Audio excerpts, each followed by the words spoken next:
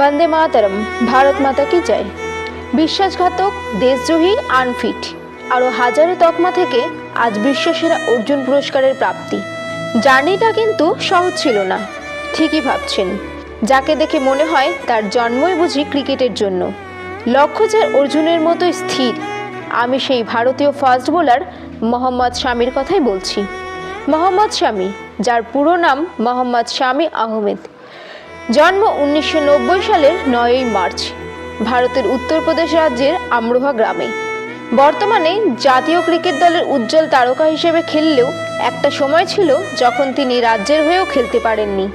এক কৃষক পরিবারের সন্তান হওয়ার দরুন তার বাড়ি থেকেও ছিল বহু প্রতিবন্ধকতা। ক্রিকেট খেলার পাশাপাশি পড়াশোনাতেও তিনি ছিলেন দুর্দান্ত মেধাবী ছাত্র।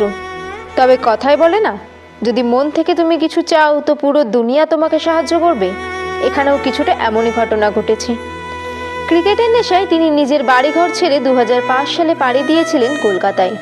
সেখানে ভারতীয় প্রাক্তন অধিনায়ক সৌরভ গাঙ্গুলিকে নেটে বল করে তার মন জিতে নিয়েছিলেন। আর তারপর থেকেই তাকে আর পেছন ফিরে দেখতে হয়নি। সৌরভ গাঙ্গুলির মনোনীত হয়ে ও নিজের কঠোর পরিশ্রমে প্রথমবারের জন্য রঞ্জি ট্রফি খেলার সুযোগ পান তিনি। যদিও 2010 সালে আসাম দলের বিপক্ষে খেলে তার প্রথম শ্রেণীর ক্রিকেটে অভিষেক ঘটে। তারপর 2011-তে ঘরোয়া ক্রিকেটে কেকেআর-এর সাথে চুক্তিবদ্ধ হন এবং বিশাল আকারের সফলতা ছিনিয়ে নেন 2013 সালের আনুষ্ঠানিক টেস্ট খেলায় ওয়েস্ট ইন্ডিজের বিপক্ষে ভারতের হয়ে খেলে। প্রথম ওডিআইতে অভিষেক ঘটে 2013 সালে, যার প্রথম ম্যাচটিই ছিল পাকিস্তানের বিরুদ্ধে। 2014 সালে টি-20 অভিষেকও হয় পাকিস্তানের বিরুদ্ধে। জসপ্রীত বুমরাহের পর দ্বিতীয় সেরা ভারতীয় ক্যারিয়ার স্ট্রাইক রেট তার দখলে। কপিল দেবের পর দ্বিতীয় ভারতীয় ফাস্ট বোলার হিসেবে সবচেয়ে বেশি বোল্ড উইকেট নেওয়ার রেকর্ডও তার দখলে। আর 2023 সালে ঘটে যাওয়া ওয়ার্ল্ড কাপ 2023-তে মোট 7টি ম্যাচ খেলে 24টি উইকেট নেন তিনি।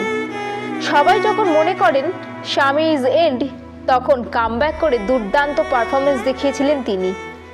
আর তার এই অর্জুন পুরস্কার প্রাপ্তির ঘটনা আরও একবার প্রমাণ করে দেয়, লক্ষ্য স্থির থাকলে যে কোনো অসম্ভবকে সম্ভব করা খুবই সহজ হয়। জনতা নিউজ, সাথে আমি দীপান্বিতা, আপনাদের সাথে, আপনাদের পাশে। আরও আপডেট পেতে আমাদের সাথে থাকুন, পাশে থাকুন। জয় হিন্দ।